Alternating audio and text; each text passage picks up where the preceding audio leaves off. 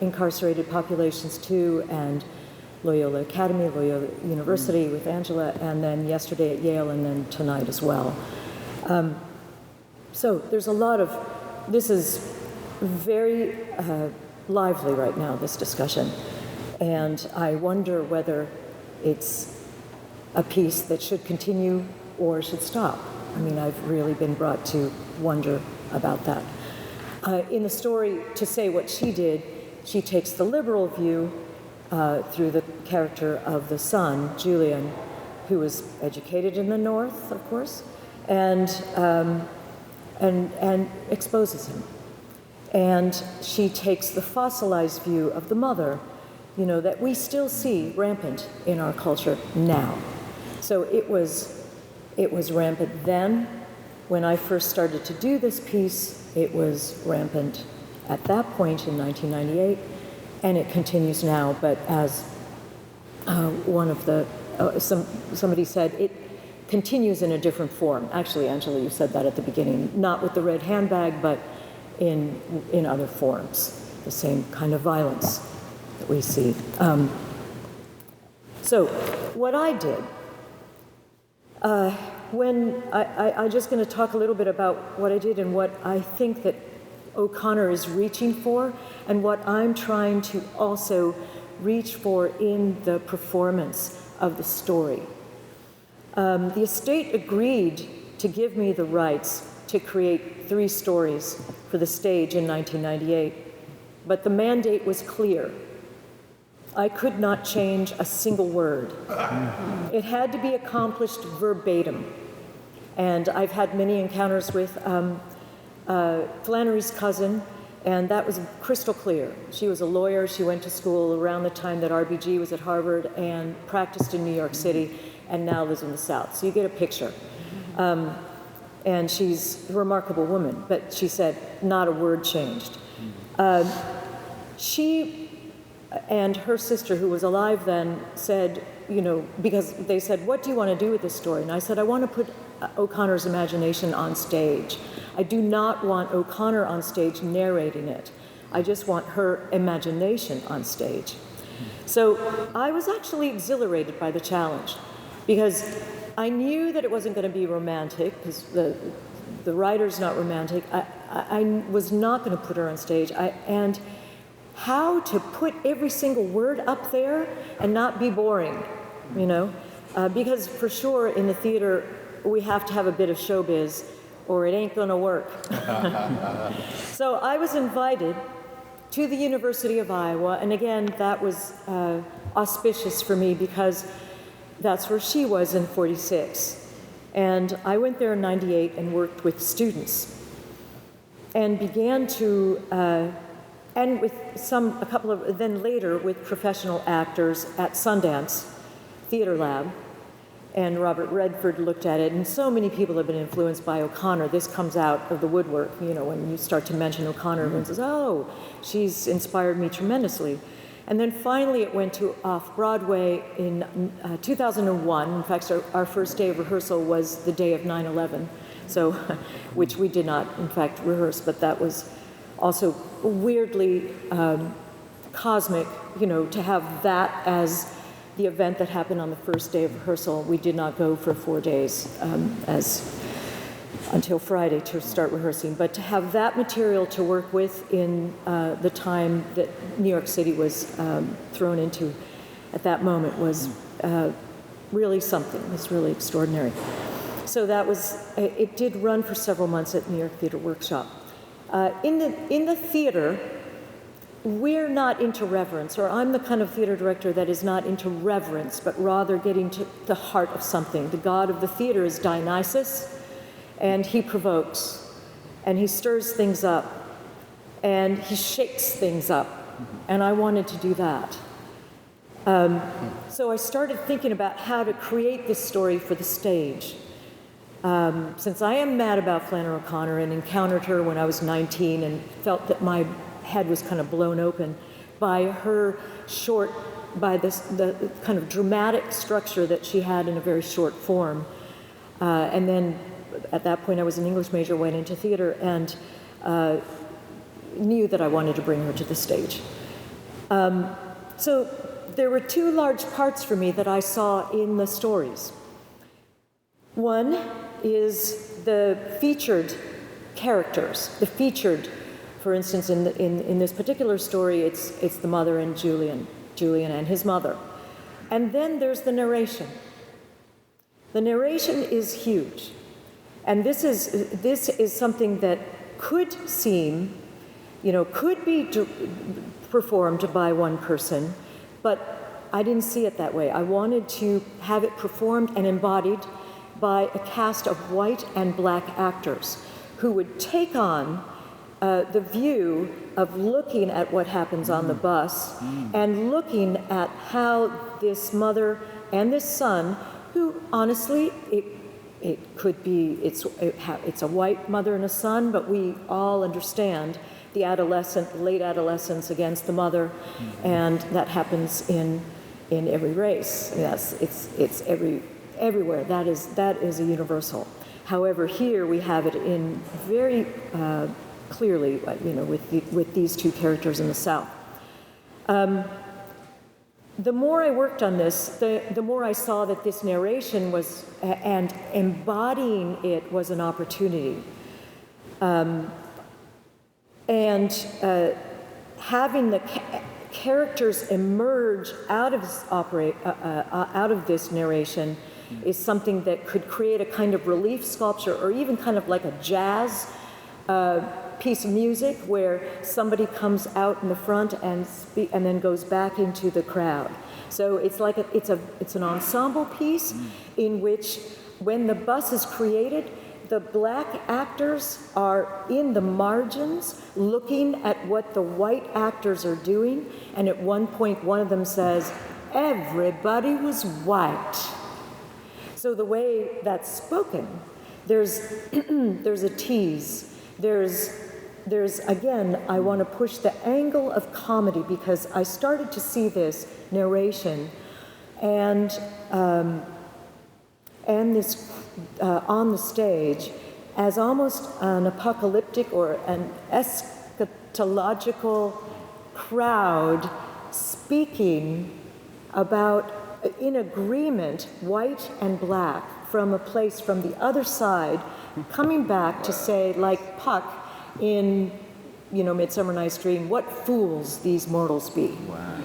So, that's what I was trying to work on, and so that there's so much of the dialectic in the narration, in Flannery O'Connor's narration, that can be shared amongst people, and the contradictoriness of it comes out, and it becomes something that together then creates a story. So I was searching for how to bring it into the 21st century, because I started this in 1998, we opened in 2001, for the theatrical imagination, for those of us that are in the theater, we're just hopelessly, thinking that the theater can accomplish so many things in community, and engage the audience to be on stage with us almost, not literally, but to break that fourth wall. I mean, it's like a series of asides in Shakespeare, where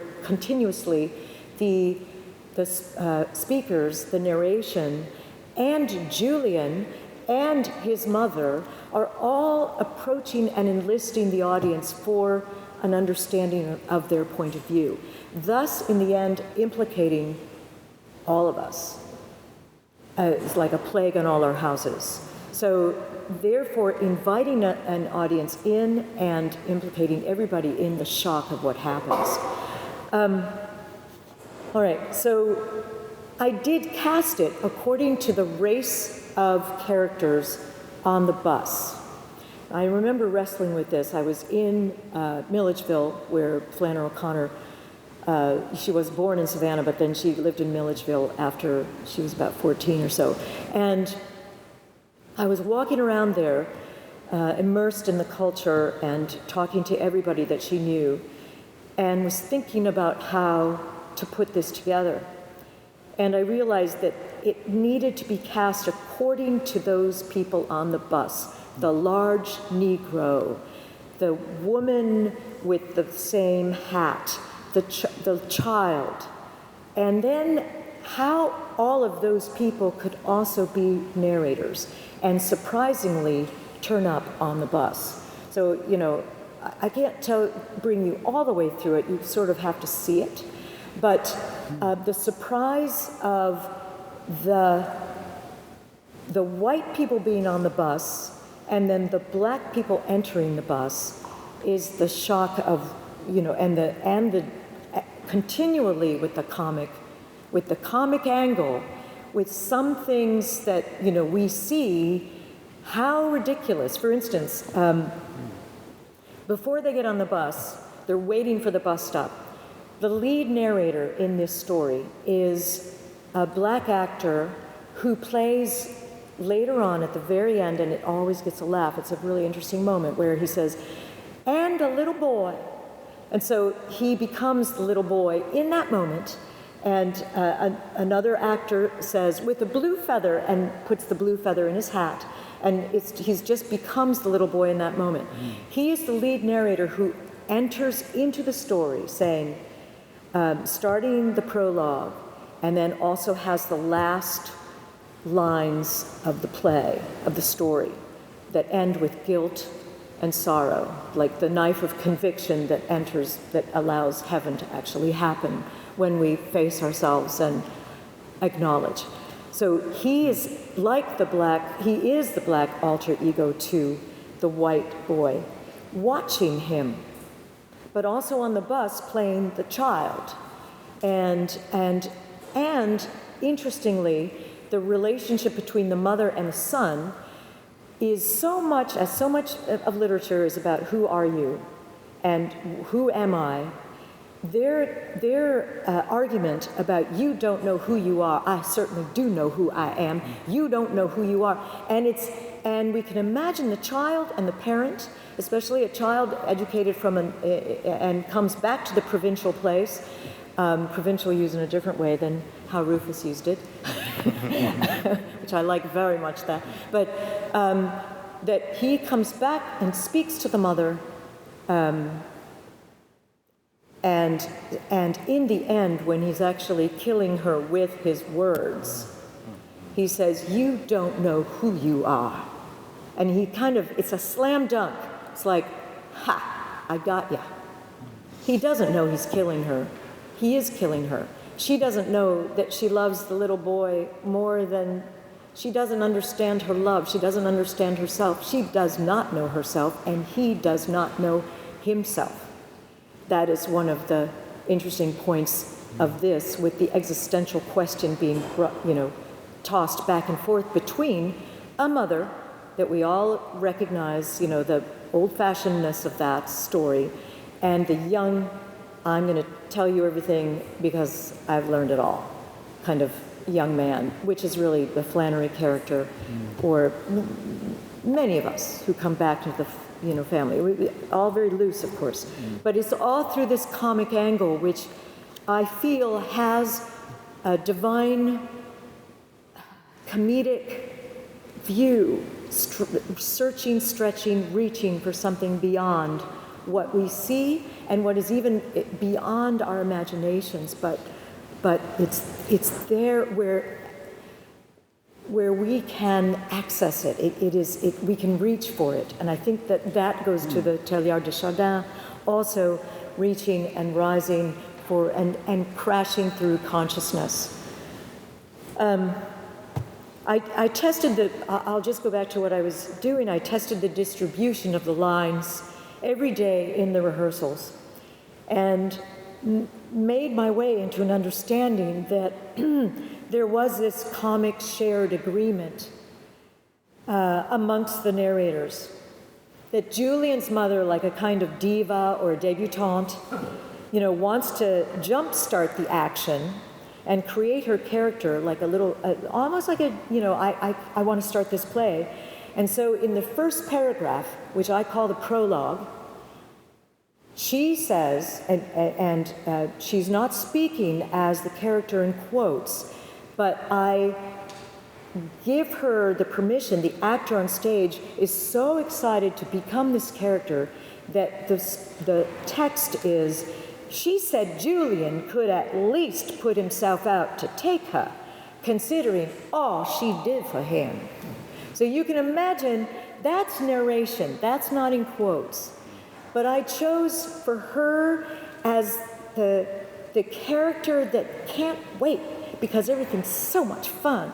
And she just starts it there, jump starts it. Then Julian, hearing the mother's voice, hearing that, oh man, if she tells me another thing to do, I'm going to go crazy. So he's on the other side of the stage, and the text goes on to say, Julian did not like to consider all she did for him. So that is all spoken, that is all in the prologue of the story. But I chose to inhabit so that the two actors would jumpstart their characters. And then the rest of the narrators are looking at one and then the other. It's like, well. And the lead narrator, who is the young man who plays the boy when he gets on the bus, there's no knowledge of this. Nobody knows that. And yet when they see, and the little boy later on, then people have a response because they've seen that he's been pretty, a force of reconciliation, actually. Because after Julian says that, the lead narrator, who's black, says, but every Wednesday night he braced himself and took her. So everybody in that opening prologue, just to give you an introduction into what I was thinking about, is that all the 8 actors that come on stage, 4 men, 4 women, and 3 black actors, 5 white actors. Now I've got an Asian American actress on stage as well, who's kind of considered part of the white. And then there's a man playing a woman that actually was from the get-go because it was an ensemble and a man played a woman, but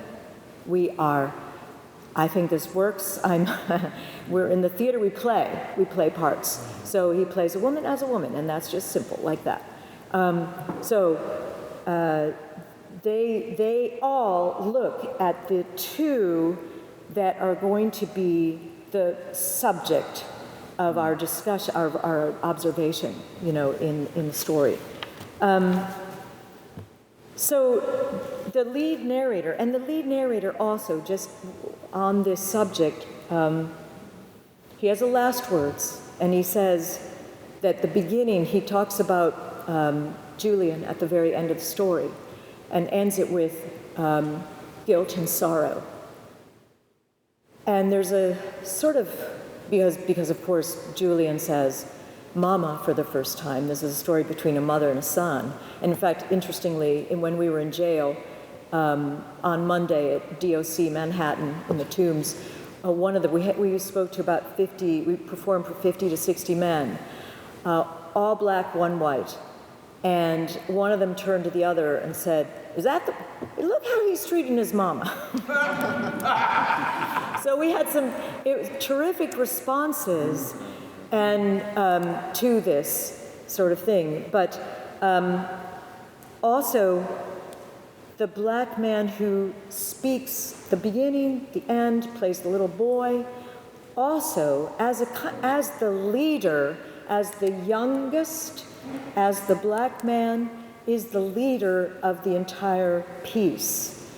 And then at the end, after the applause begins, and I have him start to sing a song, which is, "Be still, my soul, the Lord is on thy side." And I figured it's theologically correct because, I actually listened to this incessantly when I was preparing the piece in Iowa. I was listening to Mahalia Jackson sing it. And I like that it is, "Be still, my soul." I mean, it's from a psalm. But then to go on from Sibelius, of course, the Scandinavian composer, but then become a gospel song. And the Lord is on the side of your soul. And that's a much bigger thing. And that's what I'm reaching for, which maybe, we'll see. We'll see even how audiences respond this evening. We've had, it's been, this is the 5th iteration, I must say, of the piece. After the opening at New York Theater Workshop, and then we did it in Rome in 2009. Imagine the delight of being able to say, well, Rome wasn't built in a day. Twice we got to say it, So that was amazing. And then 2014, we went to Emory, and we played to a very diverse crowd that stood up at the end, and it was just remarkable. To see that and to feel it, it was visceral. And then we played it in Yale, all around, in Georgetown, a lot of places. And then recently, and then finally tonight, this will be our last performance. So the narration, just a couple more things and I will finish. The narration is very carnivalesque. That's the word that I've liked to use. That engages the audience to enter into the slyness of the observations that is shared amongst black and white narrators.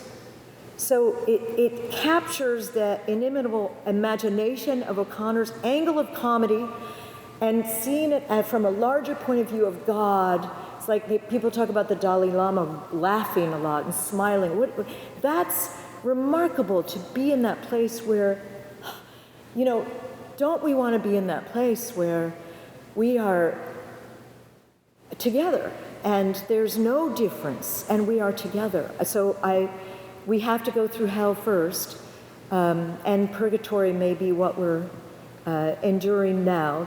I think there's a case for that, also the O'Connor's understanding of this being kind of purgatorial. But it is reaching for the divine comedy. So when, for instance, this same black actor who plays the lead narrator says about Julian, when he got on the bus by himself, he made a point to sit down beside a Negro.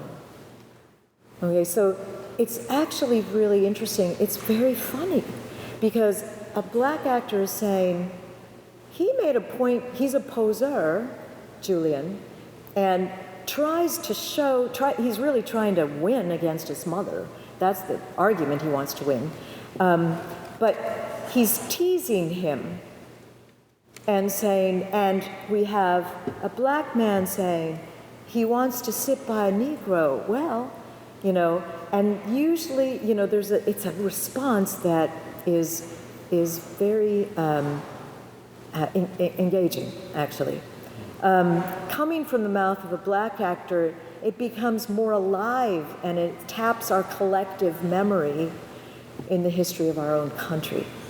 The spoken narration on stage brings an audience into the story, no longer as a voyeur, but involved, even implicated, to bring the audience on stage. And all that, I see them also, the narrators, I have said this to the actors, there's a sense in which you're also kind of, the black and the white actors, like angels coming from the other side, watching, almost like in Wings of Desire, watching what people do. And there's a piece of that in there. And the black actors sharing in generosity this comedic agreement. We're not out of the weeds in our world. It feels, and yet, it is a better place when we try to strike an eternal chord in the ephemeral moment. That's what I'm trying to do. An eternal chord in the ephemeral moment in the theater. In the immediacy of the moment, the visceral moment. I do love that O'Connor takes no prisoners. And she takes no prisoners in love. And I love that. I love this, and I hope you'll come tonight. Thank you. Wow.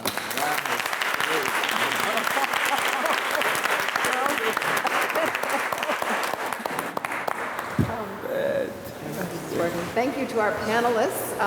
We do have time for conversation. I have questions for the panel, but we've been talking all afternoon, and we would really like to give you an opportunity to talk and ask any questions or make any observations that you might like to. You'll see how smart I was in having Karen Coonrad go last, because the next stage of this, of course, is the performance, which I have seen twice, and I'm so looking forward to seeing the third time. So please keep that in mind as you're thinking about what you're doing this evening. But questions from the audience about any of the presentations, any of the observations that have been made, or perspectives on O'Connor that you may have found interesting or instructive or new or disturbing? Yes. Yes. How unusual was it in the work that just reading about that you were portraying a black person as being publicly angry?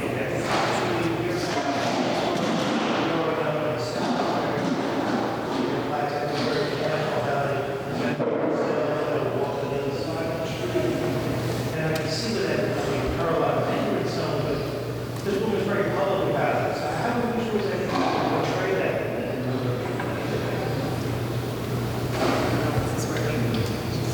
Could you repeat the question? Yes,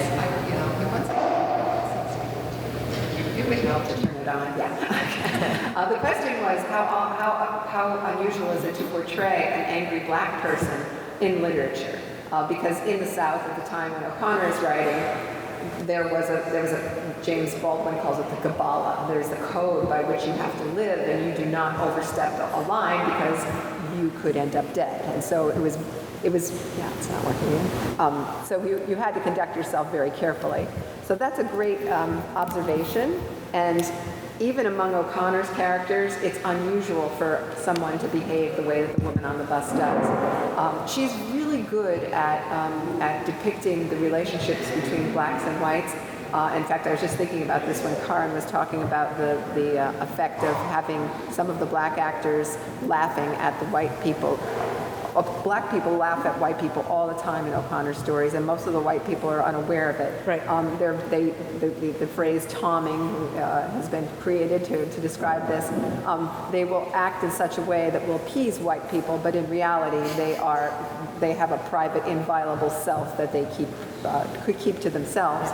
This is one of the reasons O'Connor felt like she could never really write about black people, because she knew that the superficial interaction that she had with them was not their real selves, and she had no access to that. So yes, it's true. In almost I'm thinking about all of the black characters in her stories, they are usually, if they have anger, they don't show it. They're very careful to hide it, to disguise it for their own protection. And this woman is stepping outside the bounds in doing this, which is another thing that makes the story remarkable, because it's not something that you usually find. Good question. Other questions about any of the things that I know. We are just not having luck today with our. Does this one work? Can you hear me? Oh, There you go. there we go. Other questions? Yes. So the question kind of adding to that, a lot of the earlier stories, the black characters are hired help. So this is a story where a black woman is not in a master-servant relationship, and I think that frees her to talk back. Yeah, that's a great observation. The observation was, I don't know if you heard it, that because she's not in the position of hired help, the way so many of O'Connor's other characters are, they have to behave according to the code. And this woman has a certain freedom, and she's able to be honest about how it is that she feels. So yeah, that's very true. And again, unusual in O'Connor. Well, there is a great character. One of her best characters is a character named Buford, who appears in her novel, The Violent Bear It Away. And he basically tells off the young white man who's behaving very badly. He has a great scene in which he appears on a mule, and he looks like St. Peter on a rock. And he basically tells this young man who has abandoned his family, abandoned his dead uncle, he set fire to the house and he tried to run away, but he comes back and he goes into this lengthy speech where he keeps telling him, it's owing to me that your uncle, your great uncle, is buried. It's owing to me that your house did not burn down. It's owing to me that your crops are growing. And there's this very powerful, and this is O'Connor's last novel, there's this very powerful sense in which O'Connor is the debt that is owed to African Americans. She's acknowledging that through Buford's speech, because he is not in any way cowed by this young man. He is totally an authoritative figure. But that's a late novel. There's a kind of progression in O'Connor's work where she's a little bit, she's always experimenting with her black characters, as she is with everything, and she gets to that point, and Buford is definitely a high point for her and her characterizations. Are there questions or observations that you might have about the story or Flannery O'Connor or civil rights period that we heard about earlier, which was so interesting, especially St. Paul in that context was fascinating. I will never hear that line the same way again now that I associate it with St. Paul, tires, pipes, like all of this imagery, this powerful imagery is just so helpful in understanding that woman. And then also the blues, this whole new vocabulary, this whole different way of thinking about theology.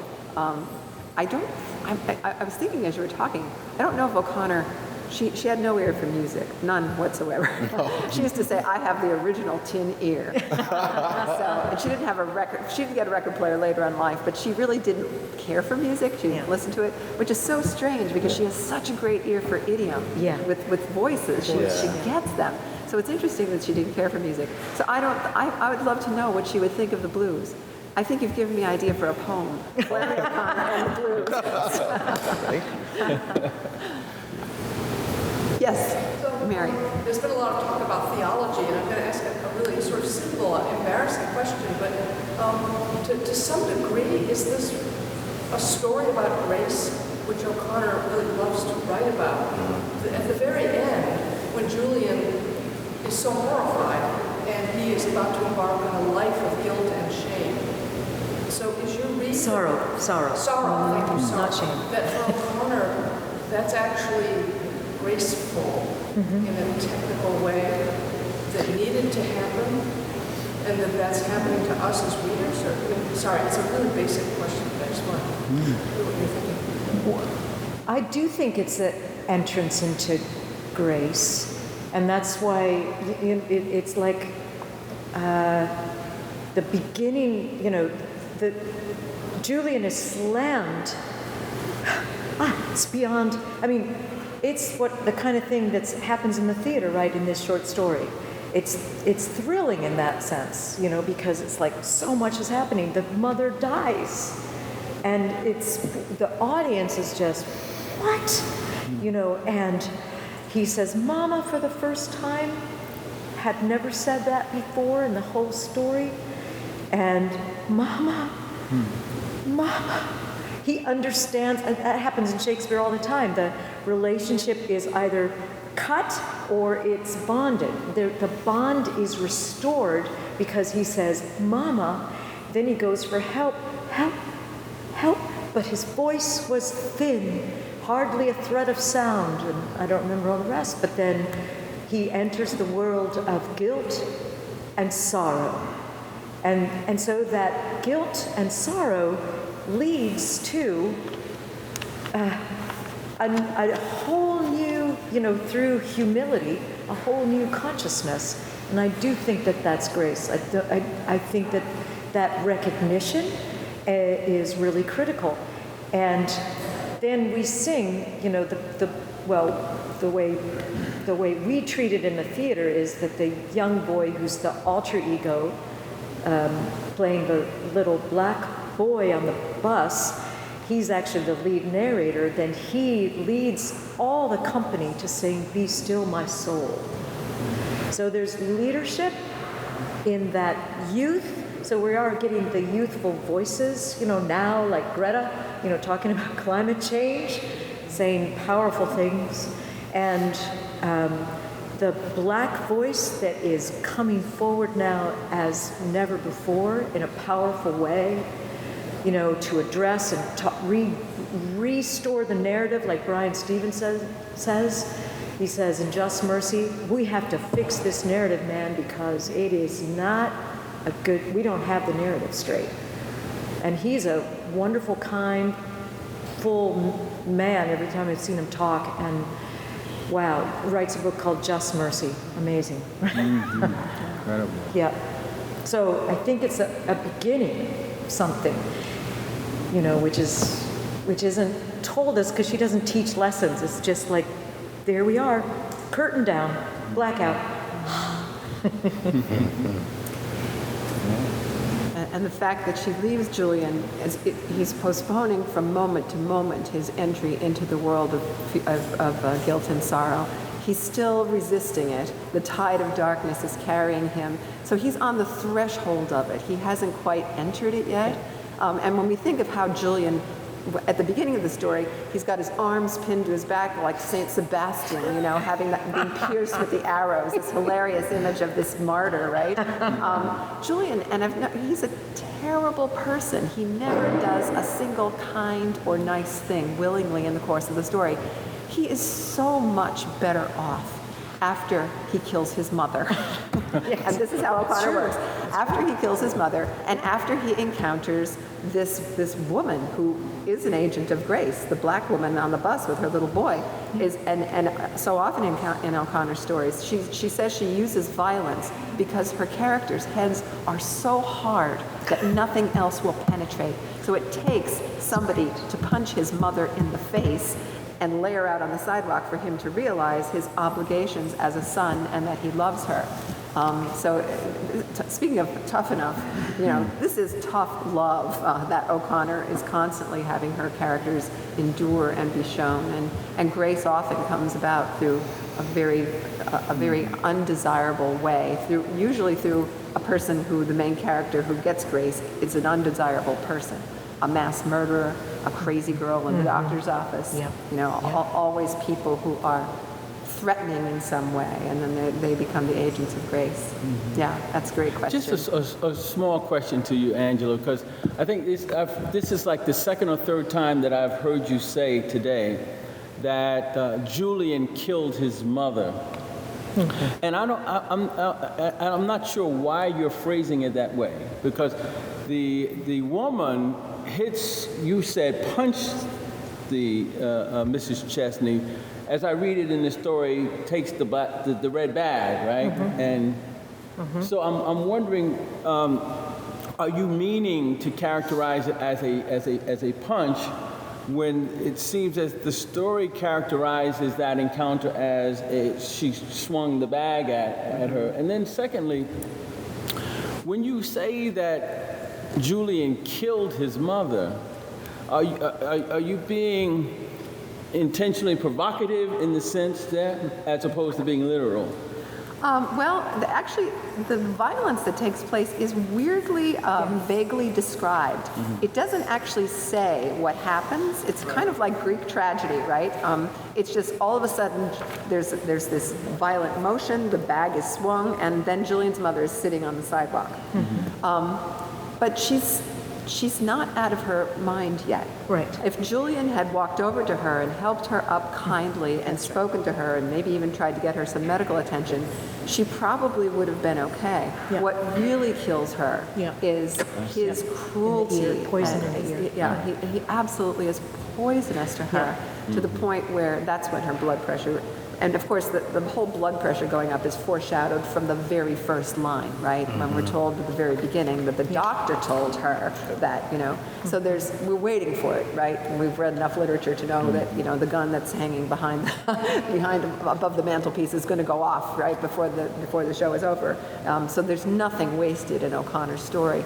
So we kind of know, or at least we suspect it's going to happen, but we're still surprised when it does. And he definitely is he's the cause of it.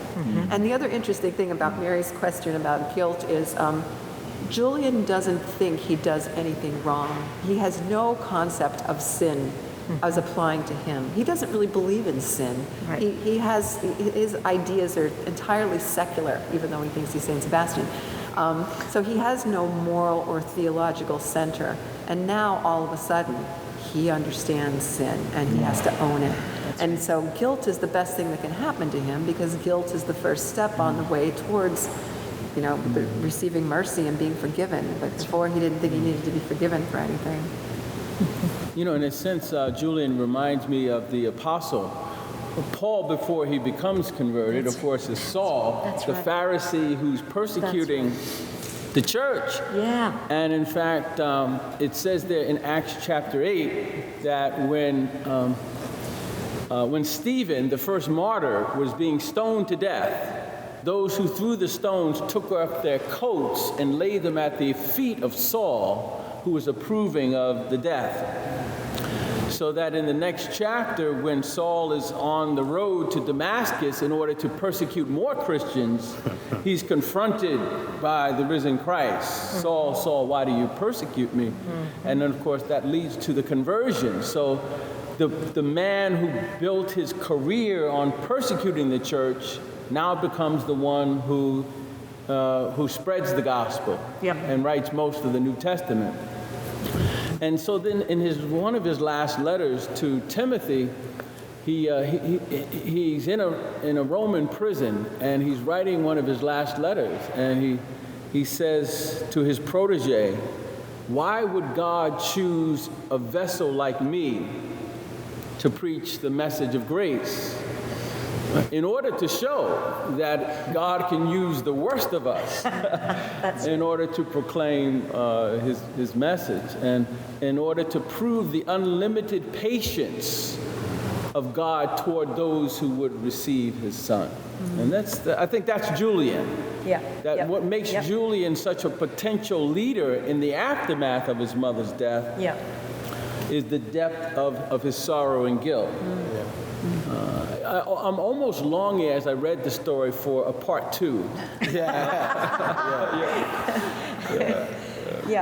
It's also, Julian is named after Saint Julian, who unwittingly killed his parents and then became known for offering hospitality